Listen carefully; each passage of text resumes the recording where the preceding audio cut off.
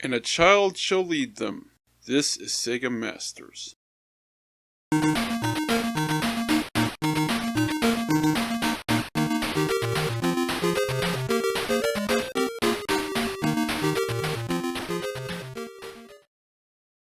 Our look at the Master System's first North American holiday season in 1986 brings us to what can be considered one of the first major releases for Sega's console, Alex Kidd in Miracle World, a mega cartridge that marked the debut of Sega's first real franchise for the home market, though it didn't quite start out that way. At the beginning of this series, when I briefly covered the US debut of the Nintendo Entertainment System in October 1985, I mentioned how Nintendo originally envisioned the robot operating buddy and zapper light gun as the main things to attract American consumers to their console. In fact, Rob was prominently displayed on the early marketing material for the NES, almost as if it was intended to be the console's mascot of sorts. As fate would have it, an arcade-style platformer, featuring repurposed protagonists from an earlier Nintendo coin-up, ended up being the true system still in the US, as well as Japan for many years. It goes without saying that Super Mario Bros. Was one of Nintendo's biggest console successes, firmly establishing Mario as the company icon, and birthing a massive franchise that shows no sign of slowing down even after 40 years. As far as what response Sega might offer, around mid-1986, a group of programmers at Sega of Japan, led by Kotaro Hayashida, were working on a tie-in to the long-running anime and manga series Dragon Ball for their 8-bit console, only for the license to fall through for whatever reason. After watching Super Mario Bros. Drive console sales for Nintendo on both sides of the Pacific, Hayashida and company saw a chance to salvage the project by working it into a title that could possibly rival what Nintendo's cartridge offered, as well as possibly debut their own Mario, a readily identifiable character that could headline software tailored specifically for the home market. The result thus serves as our introduction to a charming monkey-like lad, Alex Kidd. It's easy to see how he might have been inspired by Goku from Dragon Ball. Alex would go on to star in a small series of cartridges of varying quality, while serving as Sega's de facto console mascot for the rest of the 1980s and into the 1990s. At least until the arrival of a certain blue hedgehog caused them to get kicked to the curb by Sega, but that's later down the road and we'll get there in due time.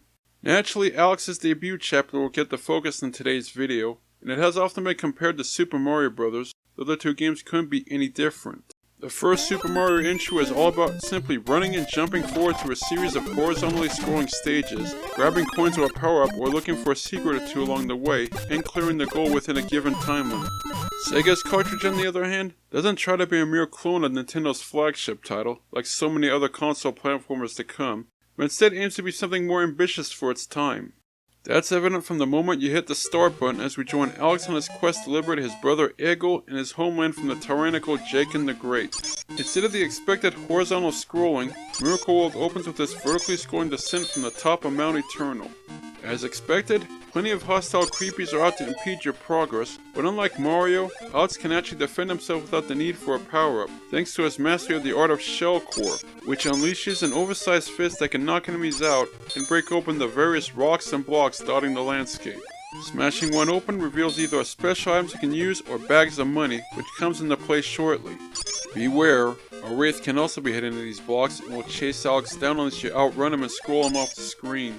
Also be aware that Miracle World is one of many Master System platformers that uses the reverse of the standard control template established by certain NES platformers. In other words, the left button jumps and the right button attacks instead of the other way around. It's workable once you get used to it, and fortunately this opening level gives you a chance to get acclimated to the rather unusual controls. In a clever touch, this vertical descent seamlessly transitions into this horizontally scrolling lake, while Alex gets to show off his swimming skills. Thankfully, he can still punch the aquatic baddies and blocks even underwater.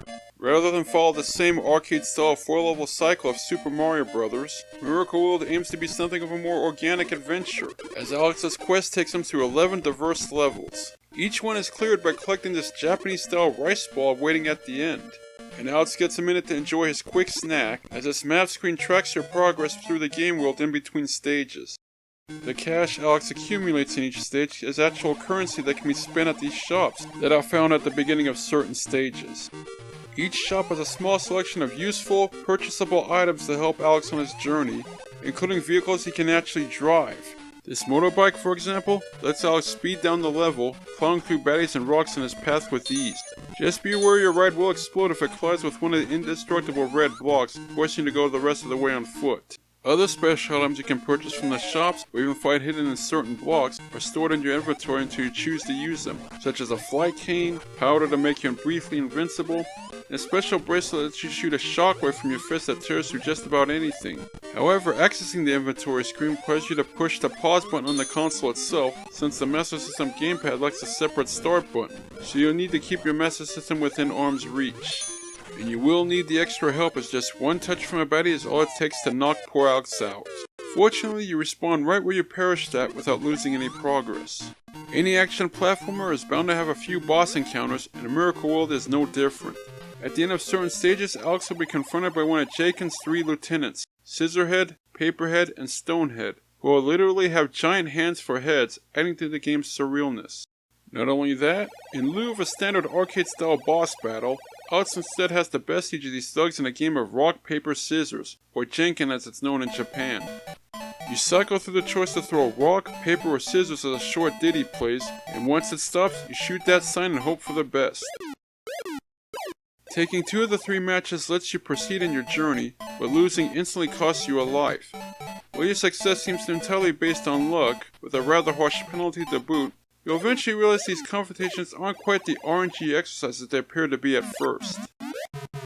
It's easy to see how the programmers really worked to make Miracle World a much fuller adventure than the mostly straight-up archaic Super Mario Bros., since very few of the 11 stages involve simply walking or jumping from left to right.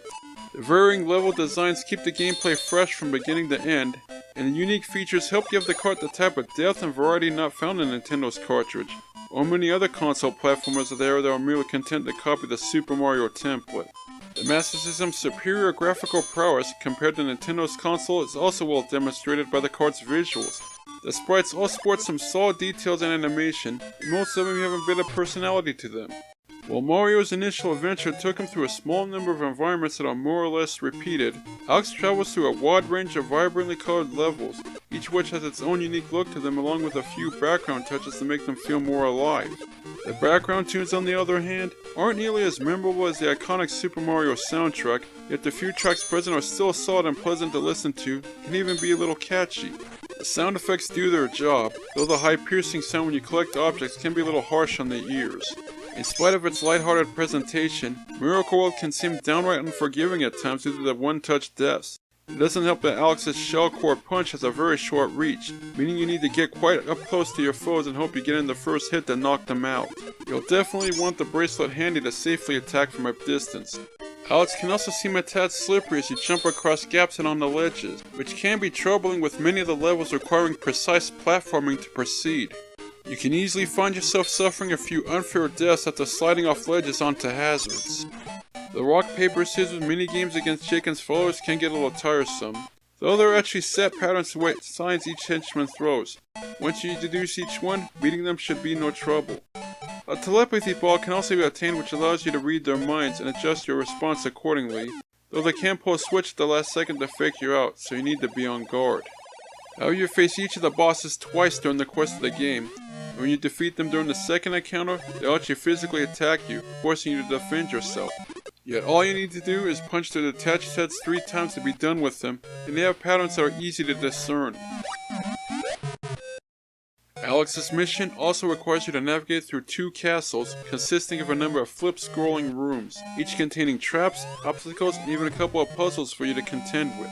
Miracle World can seem like a brutally hard title, but it never really gets completely unfair and can be beaten with enough practice and perseverance, as well as some wise usage of the special items.